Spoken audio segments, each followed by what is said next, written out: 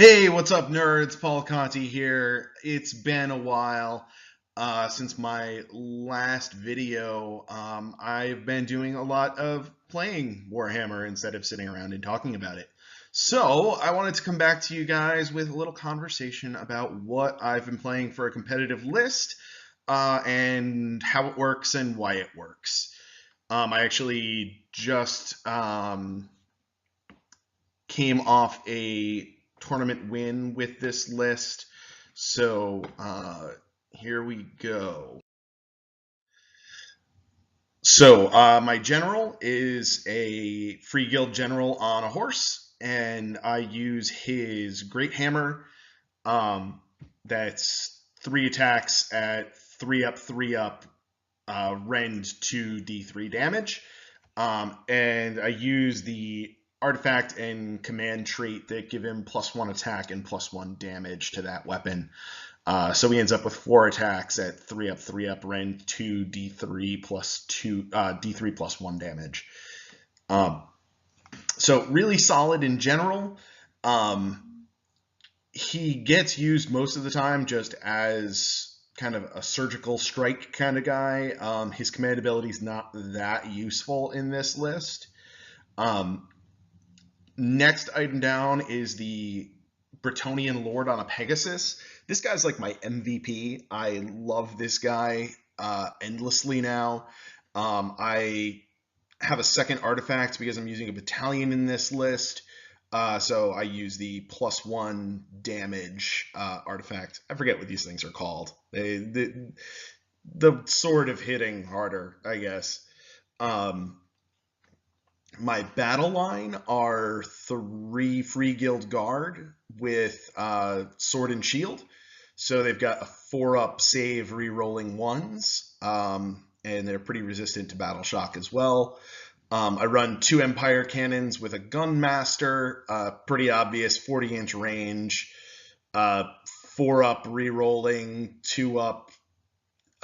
So the Empire cannons are really, really strong ranged attacks. Celestial Hurricanum usually starts off the game hanging out with the cannons to buff them, and then comes up behind my attackers later on. Then the core of the list is 2 units of Empire Knights with lances, and 2 units of Demigryphs with lances, and the Brotherhood of Knights battalion to give all of my Empire Knights and Demigryphs +1 to each of their attacks in close combat when they charge. So, basic idea. The Empire Knights, they're basically chaff, and they can take down smaller targets, your lower priority stuff. Your Demigryphs, those are your hammer units. They're really big, heavy hitters. They do a lot of damage on the charge. Your Free Guild Guard, they're going to generally hold objectives. That's one of their main roles.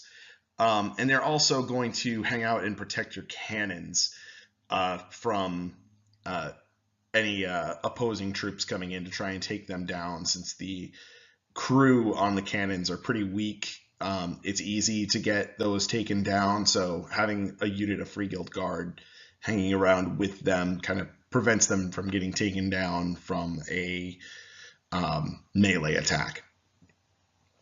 The cannons and the Hurricanum, they put out lots and lots of damage at range. The Hurricanum just rolls for mortal wounds. The cannons, they practically do mortal wounds with Rend 2. Our Lord and our General, they're really mobile surgical strike. The General's moving 12 inches. The Lord moves 16 inches with fly. So he can go really far. He can potentially get a charge off turn 1. I've tried that before and it didn't work out, but that's okay. Let's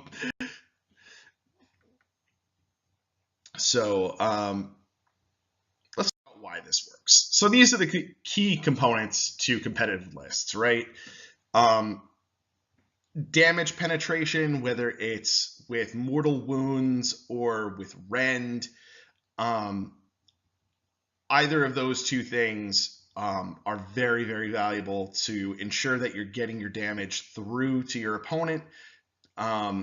in a way that they can't prevent unless they have some sort of ward save equivalent. Um, some sort of movement shenanigans, whether it's things that just have a high movement value, things that fly, things that have the quote unquote deep strike abilities, like the Stormcast teleporting, uh, dwarven miners that can pop up on the board, skinks, um, all of those sorts of things. Having some sort of movement shenanigans so that, you can get across the board quickly, and go right after your opponent's stuff. Durability is really the third factor. So you want high armor saves, high numbers of wounds, the ability to heal, and some resistance to battle shock. All of those things in combination, and depending on what troops you're going with, some combination of those things are what are most effective in durability. So why does this work in particular? The Celestial Hurricanum just averages 5 mortal wounds per turn with the Storm of Shimtek. That's ridiculous. I've done a lot more with that on lucky rolls. You're always doing a minimum of 3 until it gets damaged. The Comet of Cassandora does another D6 mortal wounds coming off of that, if you're not like Mystic Shielding something else. So, an average of 3 off of that, and it's going to be cast most of the time. So you're doing an average of 8 mortal wounds a turn with this guy. Pretty darn good. Your cannons have Rend 2 at 40-inch range, and they're really dependable. The Hurricanum brings them to 3 up to hit. The Gunmaster makes them reroll hits, and then they're 2 up to wound. Rend 2 is practically mortal wounds, and then 2 attacks each and D6 damage. They lay a hurting on things. These guys can, make a whole unit disappear from the board on top of turn 1. We have Rend on our Lord on Pegasus and on our Demigryph Claw attacks. Very valuable there. The Demigryphs also have exploding damage on 6s with the claw attacks, and that goes to 5s if they have the hold the line command ability on them after the first round of combat. So that can be very useful in keeping them competitive in a grindy sort of battle. And then your General's Hammer also has Rend 2. So basically, the only stuff in your list that's not highly penetrating damage is stuff that is just meant to get in the way.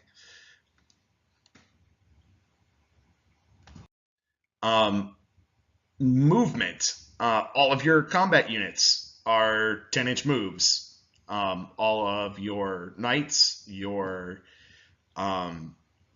demigryphs, those are all 10-inch movers. You get charge bonuses on your knights and your demigryphs. Lord on a Pegasus flies and moves 16 inches, and your general moves 12 inches on his horse. And kind of lumping this in, the 40-inch range effectiveness of the cannon is, I would put that in this sort of same category of movement shenanigans, that like you can hit things from really, really far away with no penalty to you with your cannons. So that is definitely very, very powerful. Durability, your Free Guild Guard all have a 4-up save re-rolling 1s, and they are your battle line units. So your battle line units are pretty tanky. Your Lord has a 3-up save. All of your Knights and Demigryphs have 4-up re-rolling 1s. Your General has a 4-up save. The Hurricanum has a 4-up save. The only things that don't have at least a 4-up save or better are your cannons, your cannon crew specifically, and your Gunmaster. Everything else is at least a 4-up save. uh, if not better with some sort of modifier. Um, currently we don't have any special allegiance abilities for free people, so I'm using the order allegiance abilities. So, my free guild general gives a bubble of 24 inches around him where you roll battle shock on 2d6 and take the lowest. Your order trait lets you re-roll that. Your free guild guard ignore battle shock on ones. So as long as they're within, I believe it's 14 inches of your general, they're rolling battle shock on 2d6 re-rollable, and they ignore battle shock on ones. So your odds of getting a 1 and completely ignoring battle shock are very high, or at least rolling something very low that will make you not lose anything to battle shock. Your Empire Knights and your Demigryph Knights, their banner makes them ignore battle shock when you only lose one model out of the unit. So your Demigryphs basically never take a battle shock test. Your Empire Knights rarely take a battle shock test. And again, good chance they're rolling on 2d6 rerollable. And they have +1 bravery from the battalion as well. So all around, you have a lot of durability in this list. It's very tanky. It doesn't have ward saves, which is definitely one downside to this. I've toyed around with other builds that also use the Luminarch of Hysh. That is one possibility to add at least a 6-up ward save to some of your units while still having some offensive capabilities.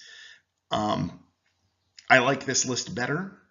I just want to impress upon everybody real quick the sheer value of the Lord on a Pegasus. He is definitely better than the 8th edition Captain on a Pegasus ever would dream to be. He's in this build, we're giving him +1 damage on his weapon. If you make him the general, you get +1 attack too. Which is something I am considering for the future in alternative builds to this. So he's got 5 attacks. He's hitting on 3s. He's wounding on 3s. His wounding on 3s is not dependent on him charging, which is something that typically, Empire Knights and Bretonnian Knights, they get that extra buff to wound when they charge. He just sort of has that extra wounding ability all the time. So on an ordinary day, he's doing D3 damage. He's getting +1 to his damage for the artifact, and he gets an additional +1 damage when he charges. I've had a charge with my Lord on a Pegasus do 17 damage. It is outrageously powerful. And he has Rend. And he has Rend on his weapon. Let's just add that in and let all of this sink in for a minute. He makes units explode, and people don't see him coming. That is, he's just kind of a guy floating around on a Pegasus, and nobody really ever suspects that he's about to go wreck a unit. He's his own little one-man army. I would prefer taking a Lord on a Pegasus over a unit of Pegasus Knights most of the time because of the Rend, because of all of the ability to put artifacts on him. He has a 3-up save all the time. Again, Bretonnian Knights generally only have 3-up save on the charge. He's really good. He's just really good. And I think he really exemplifies all of the things that make things good in Age of Sigmar. He's really tanky. He moves 16 inches and flies, and he does a lot of damage with Rend. He hits all the points on his own. He has certainly been a key factor in winning a lot of games for me. This list in general has been very successful. If anybody has any questions or comments on them, feel free to leave them down below. This is a local tournament winning list. So I just wanted to throw that out there for you guys. I like it a lot. I play it a lot. I am actually picking up the new Blades of Corn book, however, and reviving my Corn army. So I may be doing some coverage on Corn coming up, in addition to the Free People, which, probably will get more viewership to my channel. Not that that's something I really care about. Anyway, that's really all for now. Feel free to leave questions and comments below. Hit the like button, hit the subscribe button, all that jazz. Never forget to do that for all of the people that you love on YouTube. And I will talk to you all later.